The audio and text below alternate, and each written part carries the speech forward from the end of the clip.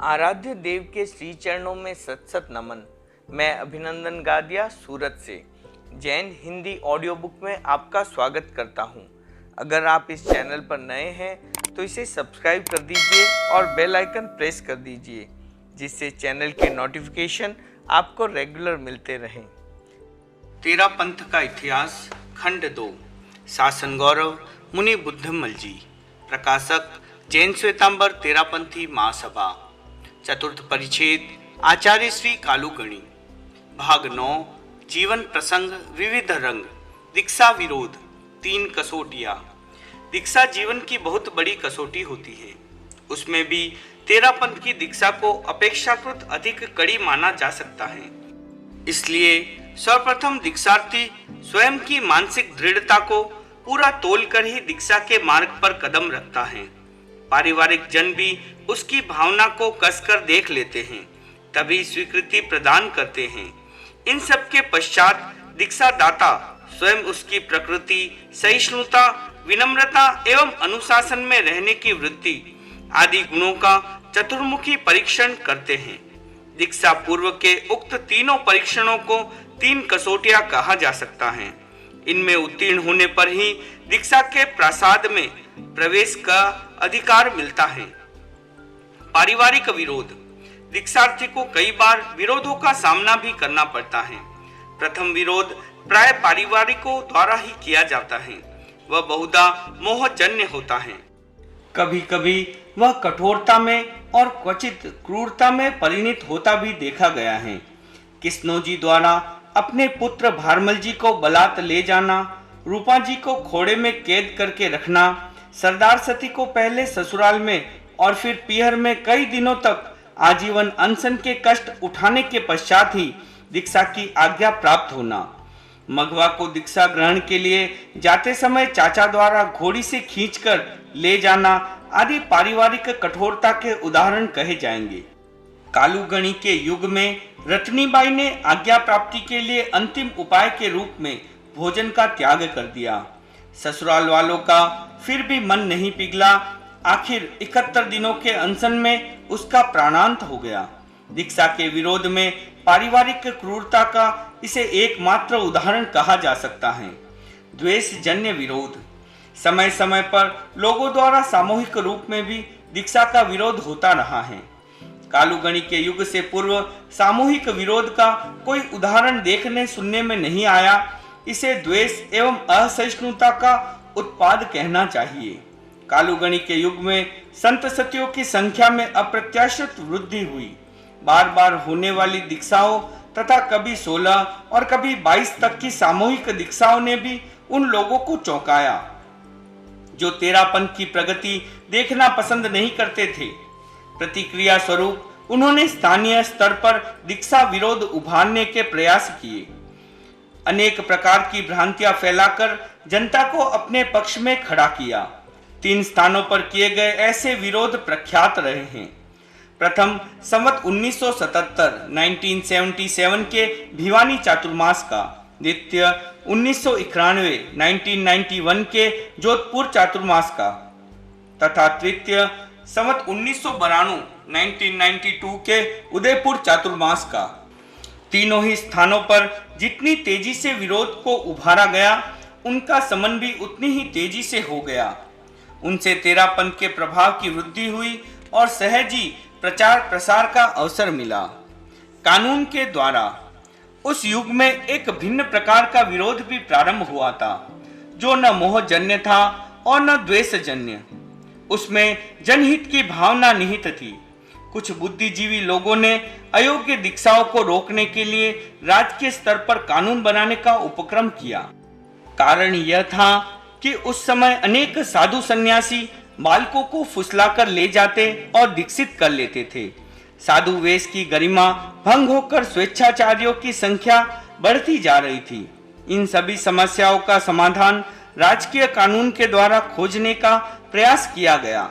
इसलिए उन वर्षों में अनेक राज्यों में ऐसे प्रयत्न हुए।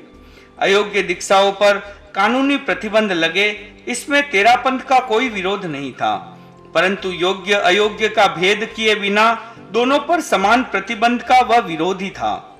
इसलिए ऐसे प्रत्येक कानूनी उपक्रम के अवसर पर उसने ज्ञापन देकर एवं शिष्टमंडल भेजकर अपना विरोध जताया तथा उसमें सुधार करने पर दबाव दिया। उन सबका संक्षिप्त विवरण इस प्रकार है। जोधपुर राज्य की रीजेंसी काउंसिल में 28 फरवरी 1914 को नाबालिग पुरुष की उचित सुरक्षा नाम से बिल प्रस्तुत किया गया। जनभावना जानने के लिए 21 मार्च के गजट में वह प्रकाशित किया गया। कलकत्ता स्थित श्री जैन श्वेतांबर तेरापंथी सभा वर्तमान महासभा ने उसके विरोध में एक ज्ञापन प्रस्तुत किया। फलस्वरूप वहां के चीफ जज श्री ADC बार ने 17 जुलाई 1914 के गजट में वह प्रकाशित करवाया। नाबालिग पुरुष की उचित सुरक्षा यह बिल प्रस्तुत किया गया था। वह मारवाड़ गजट में छप चुका है। उसका पक्ष प्रतिपक्ष जानने के विचार आमंत्रित किए गए थे। अनेक स्थानों से बिल के विरोध में ज्ञापन आए हैं। उनमें मुख्य विरोध प्रस्तुत किया गया है जैन श्वेतांबर तेरापंथी समाज द्वारा। मैं समझता हूं कि यूपी और आगरा अवध की सरकार इस प्रकार का बिल हाथ में ले रही है। मेरा सुझाव है कि हम वहां की स्थिति को देखें, तब तक वह बिल स्थगित कर दे। वहां यह बिल पास हो जाता है तब हम भी वैसे ही या कुछ एक परिवर्तनों के साथ इस बिल को पास कर देंगे। मैंने इस विषय में बहुत सोचा है, अतः ये सुझाव कार्य कर लगते हैं। चीफ जज का उक्त सुझाव मान लिया गया और उसे 1 अगस्त 1914 के गजट में प्रकाशित कर दिया गया। दूसरा, सन 1914 में ही यूपी की काउंसिल इलाहाबाद में नाबालिग दीक्षा प्रतिबंधक बिल रखा गया। वह मुजफ्फरनगर के लाला सुखवीर सिंह जी द्वारा प्रस्तुत किया गया था। तेरापंथी सभा कलकत्ता ने उन्हें ज्ञापन दिया। तेरापंथ का एक शिष्टमंडल भी लाला जी से मिला। उन्होंने उनको तेरापंथ की दीक्षा पद्धति से अवगत किया और कहा, अयोग्य दीक्षा प्रतिबंधित हो तो उसमें हमारा कोई विरोध नहीं, परंतु उसके साथ योग्य दीक्षा पर प्रतिबंध नहीं लगना चाहिए। लाला जी ने सारी बात पूरे ध्यान से सुनी और आश्चर्य व्यक्त करते हुए कहा, दीक्षा की इतनी सुव्यवस्थित पद्धति कहीं प्रचलित है, इसकी मुझे कभी कोई जानकारी नहीं मिली। अब भी मुझे इसमें संदेह है, फिर भी मैं आचार्य जी से मिलना और इस विषय पर बातचीत करना चाहूंगा। कालूगणी उस समय ब्यावर में विराज रहे थे। लाला सुखवीर सिंह जी ने वहां 31 दिसंबर 1914 को दर्शन किए। दीक्षा विषयक पूरी जानकारी प्राप्त की। दीक्षा समारोह भी देखा। वे अत्यंत प्रभावित हुए। अपनी भावना व्यक्त करते हुए उन्होंने कहा, मैं अपने बिल में ऐसी व्यवस्था करूंगा कि तेरापंथ की दीक्षा पर वह विधि लागू न हो। इलाहाबाद पहुंचकर उन्होंने बिल में कुछ परिवर्तन प्रस्तुत किए। वे वहां के गजट में प्रकाशित हुए। उन्हीं दिनों यूरोप में विश्व युद्ध प्रारंभ हो गया, अतः वह बिल बीच में ही रह गया। कालांतर में लालाजी दिल्ली में काउंसिल ऑफ स्टेट के सदस्य हो गए। दिल्ली में 1 मार्च 1922 को लाला रघुवीर सिंह जी ने रजिस्ट्रेशन ऑफ चेलाज एक्ट नाम से बिल प्रस्तुत किया। भारत सरकार के सचिव H. मैनफ्रिक स्मिथ भी उसके प्रस्तावक थे। कलकत्ता तेरापंथी सभा के मंत्री केसरी चंद जी कोठारी ने वहां ज्ञापन प्रस्तुत किया। 18 दिसंबर 1929 को बीकानेर राज्य की विधानसभा के एक सदस्य ने बिल प्रस्तुत करते हुए निवेदन किया कि राज्य की नगर पालिकाओं से यह ज्ञात किया जाए कि वे अवयस्क दीक्षा के पक्ष में हैं या विपक्ष में। उस समय सरदार शहर की तेरापंथी सभा के अध्यक्ष ने अगस्त 1930 को बीकानेर राज्य के प्रधानमंत्री तथा चीफ काउंसिलर सर मन्नूभाई नंदशंकर मेहता को ज्ञापन दिया। सन 1932 को बंबई विधानसभा के एक सदस्य ने अवैध दीक्षा रोकने के लिए बिल प्रस्तुत किया। कलकत्ता की तेरापंथी सभा के कार्यकर्ताओं ने 10 अगस्त 1932 को ज्ञापन प्रस्तुत किया। यथार्थता को समझ लेने पर प्रस्तोता ने अपना बिल वापस ले लिया। 19 दिसंबर 1929 में बड़ौदा धारासभा में लल्लू भाई किशोर भाई ने दीक्षा विरोधी बिल प्रस्तुत किया। कलकत्ता की तेरापंथी सभा ने ज्ञापन प्रस्तुत किया। सन 1931 में एक शिष्टमंडल धारा सभा के अध्यक्ष राय बहादुर गोविंद भाई देसाई तथा अन्य सदस्यों से मिला। 21 मार्च 1933 में कलकत्ता सभा के प्रतिनिधि बड़ौदा के प्रधानमंत्री से मिले, उनके अनेक प्रश्नों को समाहित किया। 27 अप्रैल 1933 को धारा सभा में बिल पर विचार होने वाला था। उस अवसर पर कलकत्ता सभा ने तेरापंथी साधु साध्वियों के व्यवस्थित आंकड़े प्रस्तुत करते हुए ज्ञापन दिया। फलतः अध्यक्ष ने बिल को 16 मई तक के लिए स्थगित कर दिया। 13 मई को सभा ने फिर एक ज्ञापन दिया। 16-17 मई को बिल पर विचार हुआ, तब कुछ संशोधन के साथ वह पास हो गया। धारा सभा में पारित बिल एग्जीक्यूटिव काउंसिल के समक्ष प्रस्तुत हुआ। उस समय 4 दीक्षार्थियों को बड़ौदा ले जाया गया। धारा सभा तथा एग्जीक्यूटिव काउंसिल के अनेक सदस्यों से वे मिले और बातचीत की। इस सारे प्रयत्न का परिणाम बहुत महत्वपूर्ण रहा। बड़ौदा धारा सभा की आज्ञा पत्रिका में न्याय मंत्री रारा धुरंधर ने लिखा, जैनों तेरापंथीओं बराबर तजवीज थाय छे एम तपासમાં જણાયું છે। તેઓમાં લેખી સંમતિથી જાહેર રીતે દીક્ષા અપાય છે। તે ધોરણે બીજા વિભાગોમાં દીક્ષા અપાતી હોય તો કાયદો કરવાની જરૂર રહેતી નથી, પણ એમ થતું નથી। अर्थात जैन तेरापंथियों में ठीक पद्धति से कार्य होता है, यह खोज करने पर ज्ञात हुआ है। उनमें लिखित आज्ञा से सबके सामने दीक्षा दी जाती है। उस पद्धति से दूसरे संप्रदायों में भी दीक्षा होती हो तो कानून बनाने की आवश्यकता ही नहीं रहती, परंतु ऐसा होता नहीं है। इतना होने पर भी तेरापंथ ने अपना प्रयत्न बंद नहीं किया, प्रयुक्त उत्साह पूर्वक लगे रहे। 7 जनवरी 1939 में सभा के अध्यक्ष वृद्धिचंद जी गोठी और मंत्री छोगमल जी चोपड़ा ने 32 पृष्ठों का ज्ञापन बड़ौदा नरेश को दिया। उसमें तेरापंथ के सिद्धांत और व्यवस्था की जानकारी देने के साथ ही आचार्य एवं साधु साध्वियों का लेखा जोखा भी प्रस्तुत किया। उन्होंने बड़ौदा सरकार से मांग की कि यह बिल तेरापंथी दीक्षा पर लागू न किया जाए। शिष्टमंडलों के रूप में बार बार किए गए प्रयत्नों के पीछे एक ही उद्देश्य था कि जो समाज अपनी व्यवस्था से स्वयं प्रतिबद्ध है, उसे राजकीय व्यवस्था से प्रतिबद्ध करना अनावश्यक है। योग्य और अयोग्य दीक्षा का भेद किए बिना दोनों को समान रूप से प्रतिबंधित करना न्याय कैसे गिना जाएगा। इस प्रयत्न को धारा सभा तथा सरकार ने काफी महत्व दिया। योग्य दीक्षा के संबंध में जहां कहीं भी अवरोध उत्पन्न करने का प्रयास हुआ, वहां तेरापंथ के श्रावकों ने बड़ी जागरूकता से कार्य किया। आचार्य वर्ग तथा मुनि मगनलाल जी के मार्गदर्शन में उनका कार्य सफल भी होता गया। व्यक्ति संपर्क, अचूक प्रभाव। कालूगणी के संपर्क में लाखों व्यक्ति आए थे। उनमें साधारण से साधारण भी थे और विशिष्ट से विशिष्ट भी। न जाने उनमें कौन सा चुंबकीय प्रभाव था कि हर किसी को तत्काल प्रभावित कर लेते थे। अनेक बार के संपर्क का तो कहना ही क्या, एक बार संपर्क में आने वालों पर भी उनका अचूक प्रभाव देखा गया। उनकी इस क्षमता के अनेक उदाहरण उपलब्ध होते हैं। डॉक्टर हरमन जेकोबी, जर्मन विद्वान डॉक्टर हरमन जेकोबी विभिन्न 18 भाषाओं के विद्वान थे। जैन आगम तथा जैन साहित्य के भी विशेषज्ञ थे। कल्पसूत्र, 10वें कालिक, उत्तराधन, आचारंग और सूत्र कृतांग का उन्होंने अंग्रेजी भाषा में अनुवाद किया था। पहल सन 1872 में वे भारत आए थे। तब उन्होंने अनेक जैन मुनियों और आचार्यों से संपर्क किया था। दूसरी बार 1913 में वे जोधपुर में हो रहे जैन साहित्य सम्मेलन में उपस्थित हुए। उस समय चूरू निवासी केसरी चंद जी कोठारी उनसे मिले।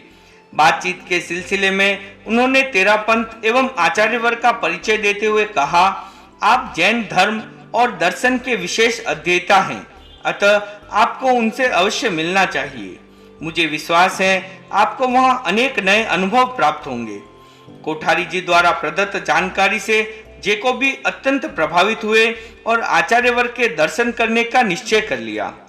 कुछ लोग नहीं चाहते थे कि जेकोबी वहां जाए।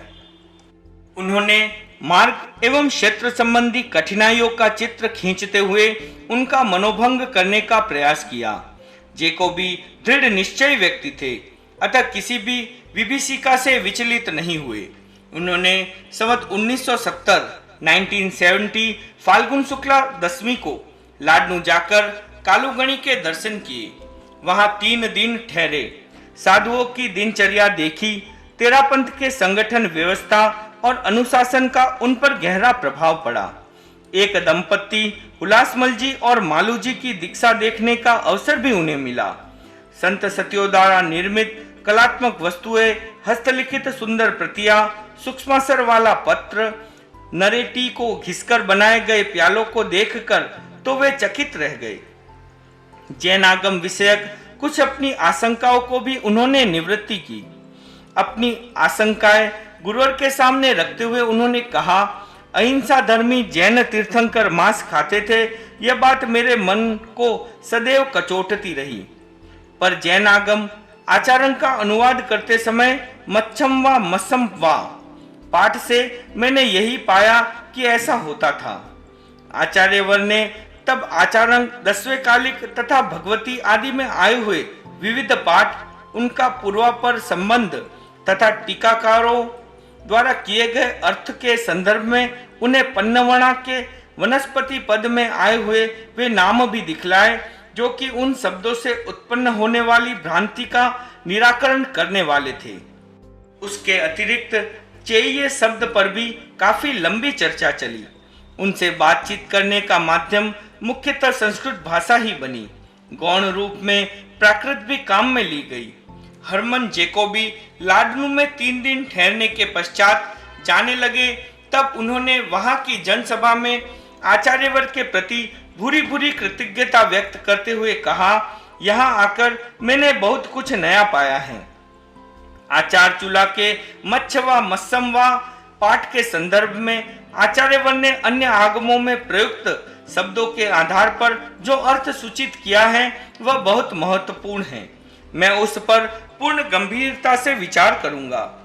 वहां से रवाना होते समय उन्होंने कहा, तेरापंथ की विशेषताओं का यदि मुझे पहले से यत्किंचित भी पता होता तो मैं 2 सप्ताह का समय लेकर यहाँ आता। भारत से विदा होते समय जूनागढ़ में बुलाई गई विद्वत सभा में भी वे तेरापंथ एवं कालूगणी के प्रति भावना व्यक्त करना नहीं भूले। उन्होंने कहा, इस बार की भारत यात्रा में मुझे 3 अविस्मरणीय अनुभव प्राप्त हुए। प्रथम अनुभव है कि मैंने भगवान महावीर के युग की साधुचर्या का प्रत्यक्ष निरीक्षण किया। दूसरा है कि मुझे मच्छम व मत्सम व पाठ का तर्कसंगत अर्थ प्राप्त हुआ। तीसरा अनुभव है कि आज भी सपत्निक दीक्षाएं होती हैं।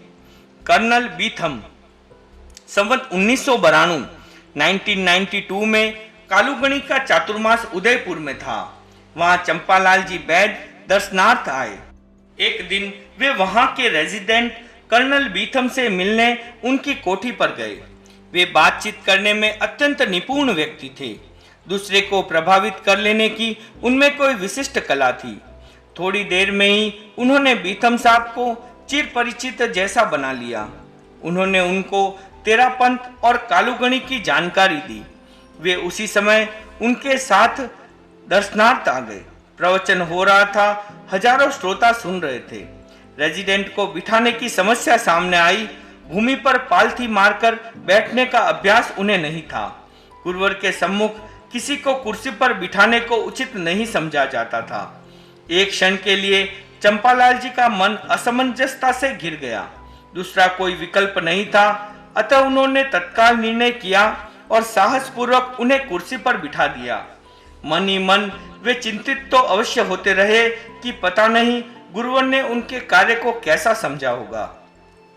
प्रवचन के पश्चात रेजिडेंट ने काफी देर तक वार्तालाप किया। जैन धर्म उनके लिए सर्वथा नवीन था, अतः प्रत्येक बात को उन्होंने काफी ध्यान से सुनने और समझने का प्रयत्न किया। कलात्मक वस्तुएं, सूक्ष्म हस्तलिपि आदि देखकर भी उन्होंने परिपूर्ण आह्लाद की अनुभूति की। पूरे वार्तालाप में दुभाषी का कार्य चंपालाल जी ने ही किया। रेजिडेंट साहब के चले जाने के बाद चंपालाल जी ने निवेदन किया, गुरुदेव, आज मैंने जानबूझकर एक गलती कर दी है। बीतम साहब को बिठाने के लिए अन्य कोई विकल्प नहीं था, इसलिए कुर्सी लगानी पड़ी। आप मुझे असाधना के लिए क्षमा करें।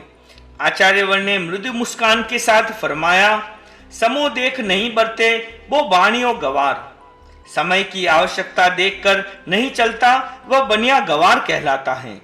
गुरुवर के इस एक वाक्य ने चंपालाल जी को निर्भर बना दिया। अन्य अनेक विदेशी विद्वानों तथा राज्य अधिकारियों ने भी कालूगणी के सानिध्य का लाभ प्राप्त किया तथा वार्तालाप के द्वारा जैन धर्म, तेरापंथ की जानकारी के अतिरिक्त विभिन्न जिज्ञासाओं के द्वारा आध्यात्मिक, तात्विक एवं व्यवहारिक प्रश्नों का भी समाधान प्राप्त किया। उनमें राजस्थानी भाषा पर महत्वपूर्ण शोध कार्य करने वाले इटालियन विद्वान डॉक्टर एल.पी. टेस्सिटोरी, चिकागो के डॉक्टर गुल्की, जयपुर के रेजिडेंट पीटरसन, जयपुर के प्रधानमंत्री ग्लेंसी, आबू के ए.जी.जी. के.आर. हॉलैंड आदि के नाम विशेष उल्लेखनीय हैं। राणा हरि सिंह जी। बाव के राणा हरि सिंह जी कालूगणी के बड़े भक्त थे। उन्होंने 2 बार वाव से आकर गुरुवर के दर्शन किए।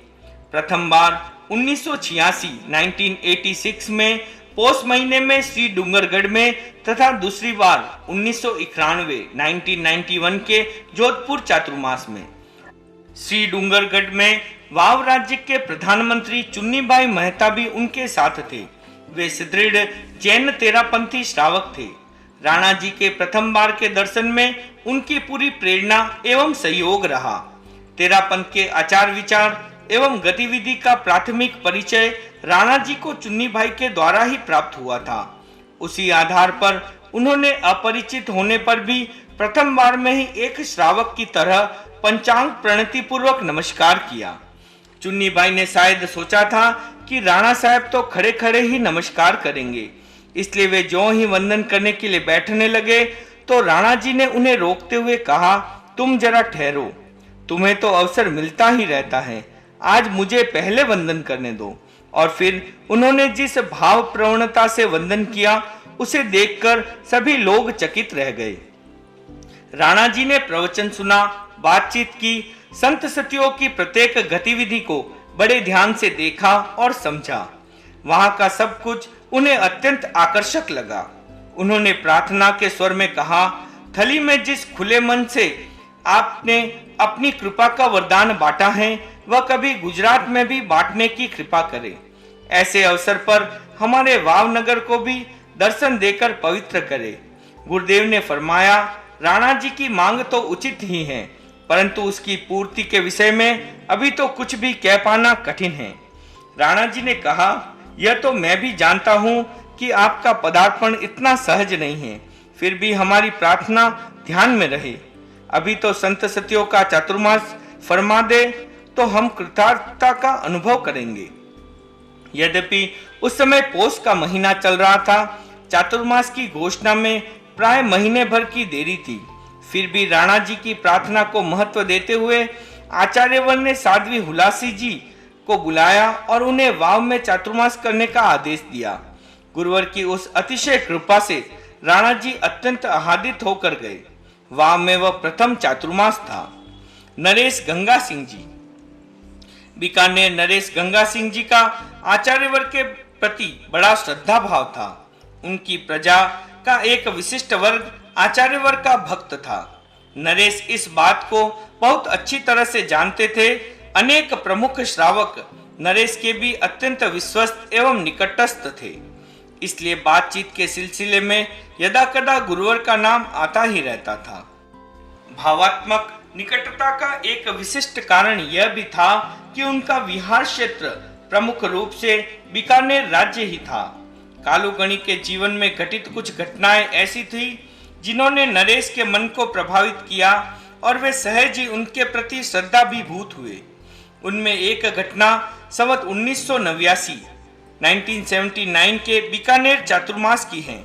इतर संप्रदायों के जैनों ने उनका एक पक्षीय घोर विरोध किया। कालूगणी की हत्या करने तक का षड्यंत्र रचा गया। आखिर पाप का गड़ा फूटा। नरेश के सामने सारी स्थिति आई, तहकीकात कराई गई। नतीजा यह हुआ कि अनेकों के मुचलके हुए। एक संवेगी मुनि तथा एक स्थानकवासी श्रावक को देश निकाले का दंड मिला। उक्त घटना के द्वारा गंगा सिंह जी शायद पहली बार कालूगणी की संत प्रकृति एवं अलौकिक समता से परिचित हुए। कहा जा सकता है कि वह प्रथम प्रभाव उत्तरोत्तर वृद्धिकंत होकर विशिष्ट श्रद्धा भाव बन गया। दूसरी घटना 1988 के छापर मर्यादा महोत्सव की है। महोत्सव से एक दिन पूर्व महाराज गंगा सिंह जी के द्वितीय पुत्र विजय सिंह जी का अचानक देहांत हो गया। पूरे राज्य में शोक मनाया गया। यद्यपि तेरापंथ का उक्त महोत्सव विशुद्ध धार्मिक समारोह ही था, फिर भी अवसरज्ञ गुरुवर ने उसे स्थगित रखा। इसकी जानकारी मिलने पर नरेश को अत्यंत आत्मतोष मिला। उन्होंने कहा, पूज्य महाराज तो महापुरुष हैं, उनकी इतनी सी सहानुभूति भी मन को शांति प्रदान करती है, इसलिए संतों को चंदन से भी अधिक शीतल कहा है। लगता है कालूगणी के उस सामान्य से व्यवहार ने नरेश के मन को गहराई तक प्रभावित किया। परिणामतः 5 वर्ष पश्चात गुरुवर गंगापुर में दिवंगत हुए, तब पूरे बीकानेर राज्य में राजकीय बंदी रही। यहाँ तक कि नरेश ने अपने भोजन के समय राजमहल में प्रतिदिन गाए जाने वाले गीत भी 3 दिनों के लिए बंद रखे। तीसरी घटना 1990 के सुजानगढ़ चातुर्मास की है। गुरुवर हजारीमल जी रामपुरिया की महफिल में विराज रहे थे। नरेश गंगा सिंह जी सुजानगढ़ का दौरा करने के लिए आए थे। गुरुवर वहीं हैं, यह पता लगने पर नरेश ने सायंकाल में दर्शनार्थ आने का निश्चय किया। खबर फैलने पर ठिकाना लोगों से भर गया। आगमन के मार्ग पर भी लोगों की भीड़ एकत्रित हो गई।